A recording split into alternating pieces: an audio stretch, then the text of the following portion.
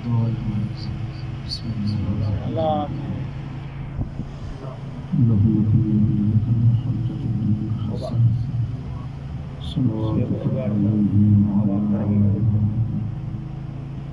هذه الساعة وفي كل ساعة وليا وحافظا وقائدا وناصرا ودليلا حتى تصبحوا أرضك طهرا وتمتعوا فيها طويلا.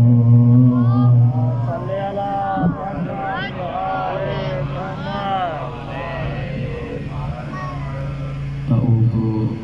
بالله من الشيطان الرجيم. بسم الله الرحمن الرحيم. الحمد لله رب العالمين والعاقبة للمتقين والجنة للمؤمنين والنار للمنافقين والصلاة والسلام على صاحب التاج والمعراج وسيد العرب والعجم والشمس الزهراء وبدر التجا ونور الهدى وكهف الورى والله عاصمه والجبريل خاتمه والبراق مركبه وقاب قوسين مطلوبه والمطلوب مقصوده والمقصود موجوده جد الحسن والحسين أبي القاسم محمد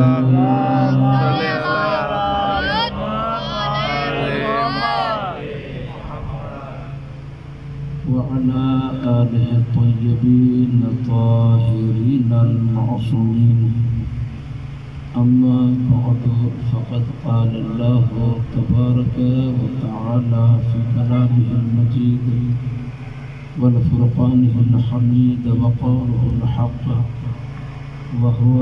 أصدق الصادقين. بسم الله الرحمن الرحيم. قل ادعوا الله أو ادعوا الرحمن أياما ما تدعوا فله الأسماء الحسنى. صلاة محمد صلي على محمد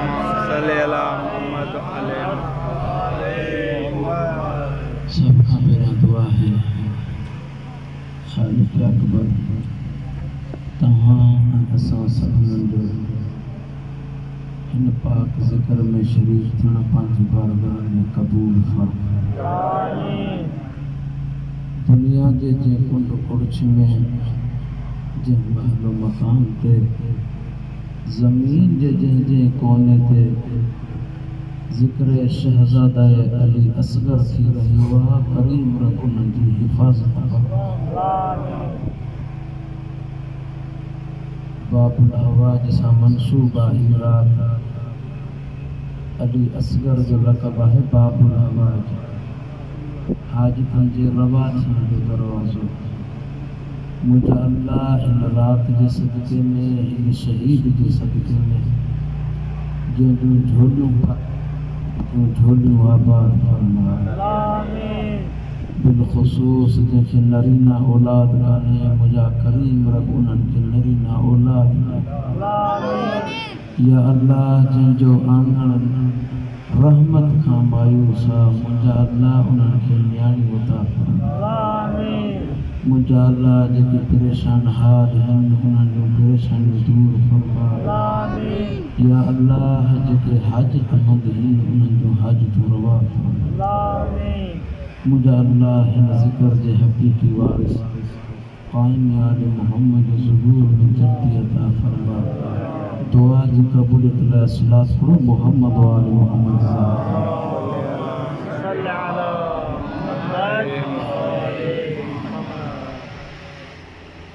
अॼु काफ़ी टाइम थी चुको जंहिंजे लाइ मां माज़रत खवां आहियां। जो पहिरीं अशर टे अशर आहिनि पहिरों जो अशरो हुयो उते भी जुलूस बरामद करणो हुयो जंहिंजे करे थोरो लेट थी ॿिए अशरे में भी टाइम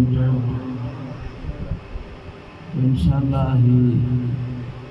करबला जे नटरे शहजादे जी रात आ तव्हां माफ़ फरमायो अगर तव्हां चवंदो तो मां खुली पढ़ंदुसि न त मां मसाब जी तरफ़ कंहिं बि शइ जे इल्म खे हासिल करण जे लाइ 4 शयूं दरकार हूंदियूं मुझे सामो इल्मी मजमो है नौजवानन जो मजमो है मां चाहींदो आहियां कोशिश है जो कुछ अहिड़ो पैगाम ॾेई वञा जो ही मजलिसूं इमाम जो मकतबगाह है ही असांजो मदरसो आहे जॾहिं असांजो नंढड़ो निगर हितां ॿाहिरि वञे हितां को आम ॿार थी न वञे हितां शहज़ादा अली असगर जो सफ़ीर थी निकिरे जॾहिं ॿाहिरि वञे त ॿियनि ॿारनि खे ॿुधाए असांजे इमाम जो मक़ाम छा आहे नारे हैदरी कंहिं बि शइ खे चइनि शयुनि मां कंहिं बि सूरत सां तर्क कबो आहे तवजो हुजे मिसाल के तौर ते अज शहजादे जी मुनासिबत पानी या सबील के मिसाल वठूं था इल्म हिकड़ो हासिल थींदो आहे इल्म ज़हनी के तौर ते यानी के शे जो इल्म हासिल कजे अहिड़े ज़रिए सां जो उहा शे असांजे ज़हन में नक्श थे मिसाल के तौर पे मां कोशिश कयां तो सोलो कयां मां अवां के अगर पानी समझाण चाहियां या मां तव्हां खां पानी तलब करण चाहियां तो जाफरी साहब मां चवंदुसि पानी तो तव्हां जे ज़हन में हुनजो नक्शो ईंदो इहो ज़हनी इल्म आहे इल्म जी ॿी क़िस्म है इल्म लफ्ज़ी यानी जंहिंजो लफ्ज़न के ज़रिए सां जंहिंजो ज़ुबान के ज़रिए सां जंहिंजो अखरन के ज़रिए सां तारुफ करायो वञे मिसाल मुखे प्यास लगी मां चयो साईं मुखे पानी पियारियो यानी मां लफ्ज़न सां तव्हां खे हुन शइ जी तरफ़ मुतवजह कयो जंहिंजी ज़रूरत आहे ॻाल्हि समझ में अचे पई न ऐं टी इल्म जी क़िस्म आहे इल्म कतबी यानी के शे के कागज ते दीवार ते लिखजे यानी मां कलम खणी करे लिखा मिसाल पानी गाल लुखी तो कौन थी नारे हैदरी एक वो इल्म आहे जेको लफ्ज़न सां दोहराइजे ते इल्म लफ्ज़ी चवराइबो आहे मां सॾ करे चवां थो साईं पानी ॾिजो ॿियो उहो इल्म आहे जंहिंजे ॿुधण सां नक्शो ज़हन में अचे मां लफ़्ज़ पानी वरितो तव्हांजे ज़हन में उहो गिलास में भरियल माए शइ आई टियों आहे इल्म कतबी मां लिखां थो लिखण जे ज़रिए सां जीअं मां लिखियो पानी ऐं चौथी इल्म जी क़िस्म आहे इल्म खारिजी यानी वो पानी जेको खारिज में वजूद रखे थो पियो हाणे तवज्जो मुझे तरफ हुजे हर शइ खे हासिल कबो आहे चइनि सूरतन सां लेकिन अल्लाह जो निज़ाम अहिड़ो आहे जो हुन जूं 3 शयूं कामिल कोन्हनि नाक़िस आहिनि चौथी शइ हुन जी कामिल आहे मां ॿियनि लफ़्ज़नि में चवां मूंखे प्यास लगी मां ज़ुबान सां चवंदो रहा पानी पानी मुझी प्यास खत्म न थींदी या साईं चवंदो रहे पानी मुझे ज़हन में नक्शो अचे मुझी प्यास खत्म न थींदी मां कलम खणी करे लिखंदो रहा पानी प्यास खत्म न थींदी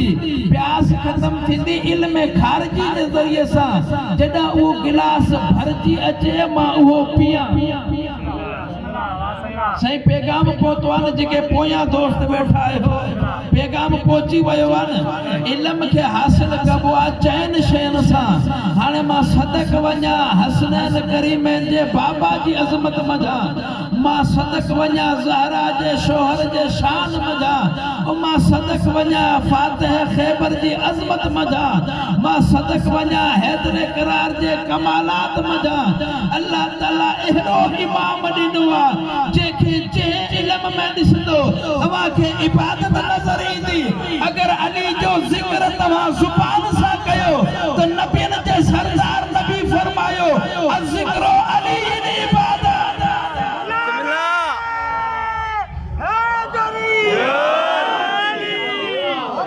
कुछ तव्हां अॻिते अचो कुछ मां अॻिते अचां तव्हांखे मिली पऊं कंहिं मक़ाम ते असांजो मैच ते असां मेराज शुरू कयूं तवजो हुजे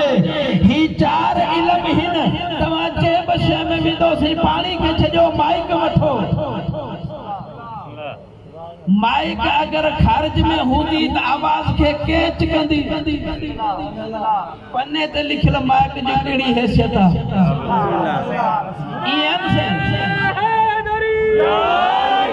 यानी हर एक शय में तव्हां तत्बीक कंदा वञो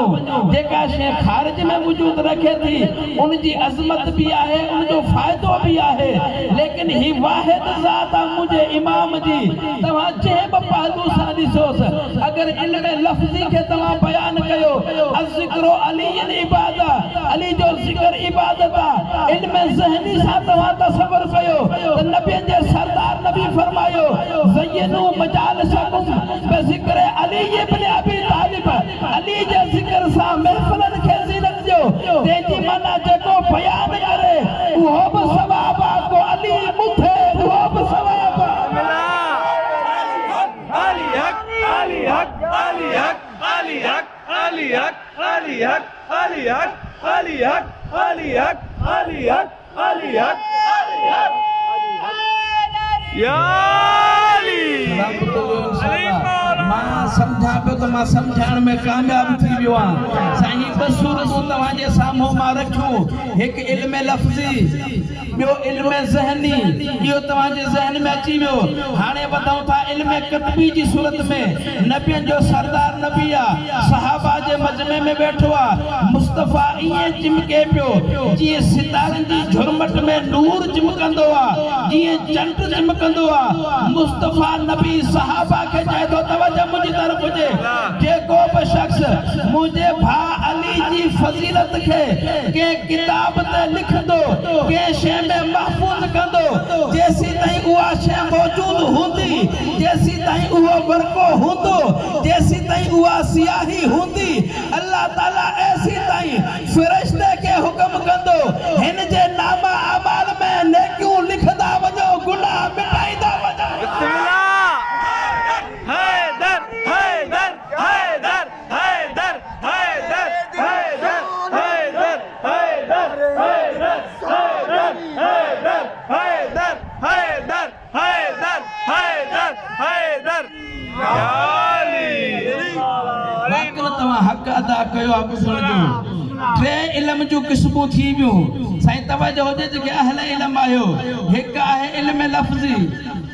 ॿियो आहे इल्म ज़हनी तवजो हुजे साईं मुंहिंजी तरफ़ टियों आहे इल्म कतबी हाणे रही फ़क़त हिकु सूरत चौथी सूरत आहे इल्म खारिजी जी मां सदक वञा अली जे शान मंझां नबियन जे सरदार नबी फरमायो नज़रो इला वजह अली इबादत अली जे चेहरे ॾे ॾिसण इबादत आहे यानी जेको अली जे साम्हूं हुजे पंहिंजूं नज़रूं खणी अली जे चेहरे खे ॾिसे तवजो मुंहिंजी तरफ़ हुजे उन जी इबादत थींदी के नबी खां सवाल कयो हो नबियन जा सरदार नबी अगर अली मौला न हुजे ही दुनिया छॾे वञे पोइ असां सवाब कीअं कमायूं पाण फरमान था जेको अली जी क़बर ते वेंदो जेका जेका कदम खणंदो अल्लाह हज जो सवाब ॾींदो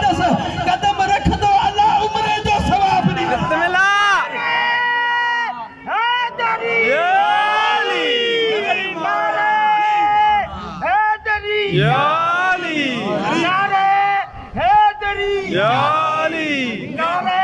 हैदरी या अली बिस्मिल्लाह मुझो सलाम है चाचे जे जज्बे के मान सजो वाक्यो बयान कयो कि ये बयान करे वापस थे पियो उन पानी मजा सब मच्छू बाहर निकदियो जदा मौला जे करीब आयो ते या अली ही छा माजरा है मौला जे तो सलमान फकत तू न जे जे वडा साजी फजीरत होती दिल में मोहब्बत होदस वो खामोश न होदो जिस ते बुधाए बिस्मिल्लाह अली हक अली हक अली हक अली हक अली हक अली हक अली हक अली हक अली हक अली हक अली हक अली हक अली हक अली हक अली हक सलमान ये जेके मच्छू हुयूं तो पंहिंजी जुबान में चयो अल्लाह ताला हुनन खे कुवत दिनी हुनन या पूरी गाल जना बुधी एक मर्तबा हुनन खां बर्दाश्त कोन थियो जल्दी कयो पानी खां बाहर निकरो जे असा के इमाम जो शान बुधायो हुन जी ज़ियारत त करे दिसो नारे हैदरी या अली नारे हैदरी या अली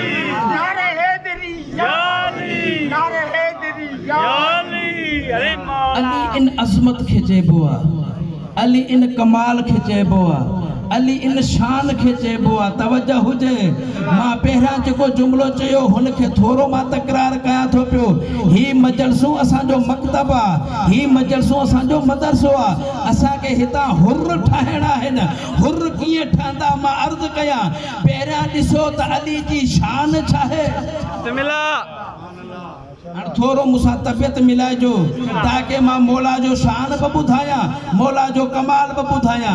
अली चाहे अगर के सवाल करे तो मां मुख्तसर तारुफ कराया अली उन मकाम के चइबो आहे अली उन शान के चइबो आहे अली उन अजमत के चइबो आहे अली उन इमाम के चइबो आहे अली उन अजमत के चइबो आहे जे अली जे मुतालिक नबियन जे सरदार नबी इरशाद फरमायो लो इज्तमा अन्नासो फी हुब्बे अली इब्न अबी तालिब लम्मा खलक अल्लाहु नार आखिरी फर्द ताई मुझी नजर आ मां तर्जुमो करण वञा थो पियो नबियन जो सरदार नबी फरमाए थो पियो लो इज्तमा अन्नासो फी हुब्बे अली इब्न अबी तालिब अगर कायनात गड थी वञे अली जी मोहब्बत ते लम्मा खलक अल्लाहु नार त अल्लाह जहन्नम ठाहे अली हक अली हक अली हक अली हक अली हक अली हक अली हक अली हक अली हक अली हक अली हक अली हक अली हक अली हक अली हक अली हक अली हक या अली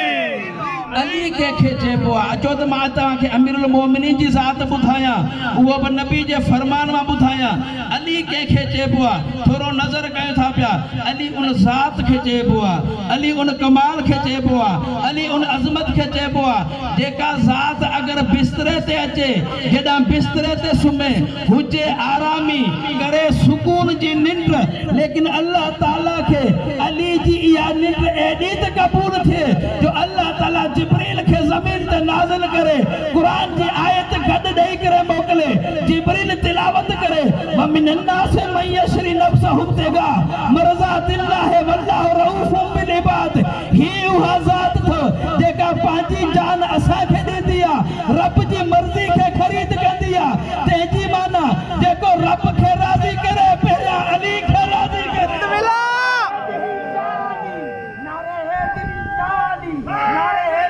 या अली बिस्मिल्लाह बिस्मिल्लाह अली कंहिंखे चइबो आहे मां ही वाज़े कयां बाद में अॻिते वधंदुसि अली कंहिंखे चइबो आहे ही मौला जी हिकिड़ी रात जी निंड बिस्मिल्लाह बिस्मिल्लाह हिक रात में केतिरा कलाक हूंदा तव्हां तमाम तर कलाक जम कयो फ़क़त नमाज़ सुबुह खे कढोसि नमाज़ इशा खे कढोसि जेतिरा घंटा वधी सघनि था वधायो 6 कलाक चो 7 कलाक चो मां सदक वञा पंहिंजे इमाम जे कदमनि मञा जेको 7 कलाक निंड करे अल्लाह जी मर्ज़ी ख़रीद करे छॾे बिस्मिल्लाह या अली अचो वरी अॻिते वधूं था अली कंहिंखे चइबो आहे, अली कहिड़ी शान जो नालो आहे। मूंसां गॾु सफ़र कयो, 13 सालनि जो मुंहिंजो इमाम आहे, मुस्तफ़ा जे महज़र में आहे, तमाम असहाब गॾु हिन। हिकु मर्तबा को दुश्मन अचे थो, खंदक खे क्रॉस करे थो, अची करे मुसलमाननि खे ललकारे थो, आहे को तव्हां मज़ा जेको मूंसां जंग करे। ही उहो दुश्मन आहे जंहिंजे लाइ पंहिंजे साथियुनि मज़ा, पंहिंजे मुसलमाननि मज़ा, पंहिंजे सहाबनि मज़ा मां इशारो ॾेई वठां थो, जेको पहुचे उनजी पंहिंजी क़िस्मत। पंहिंजनि असहाबनि मां को नबी खे चए थो या रसूल अल्लाह हिकिड़ो थो 1000 सां विढ़ंदो आहे। मां नालो नथो खणी सघां, ही उहे नाला आहिनि जंहिंजे नालनि सां इंसान जेल हलियो वेंदो आहे। नबी खे चए थो पियो ओ या रसूल अल्लाह ही उहो आहे दुश्मन, हिकिड़ो 1000 सां विढ़ंदो अथव। मौला चए थो पियो तव्हां मां को मुसलमान हिन सां विढ़ंदो? सभु जा सभु वेठा, मां सन गिणाया 40 साल अराबी वेठा, सफ़ेद रीश बि वेठा, मोटा बि वेठा, तिखा बि वरिता, मकाम में 13 सालनि जो अली आहे। अली उथी करे चए थो या रसूल अल्लाह मां वञा।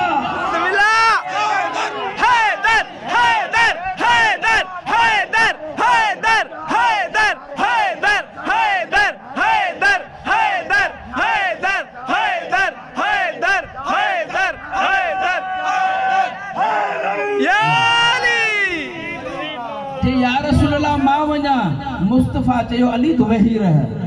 बे मर्तबा ललकार थी, मौला अमीर थी बीठो। जॾहिं 2 मर्तबा ललकार थी तो हुन पंहिंजा जुमला तब्दील कया। मुस्तफ़ा भी पंहिंजा जुमला तब्दील कया। मुस्तफ़ा चयो आहे जेको हिन कुत्ते जो वात बंद करे।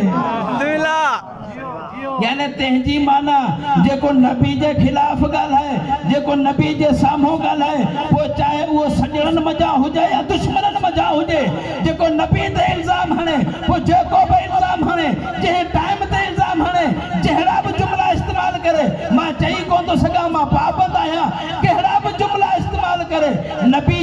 नबी मथां हुजे या ॿाहिरां हुजे, नबी जे साम्हूं ॻाल्हाए उहो कुत्तो हूंदो आहे, इंसान न आहे।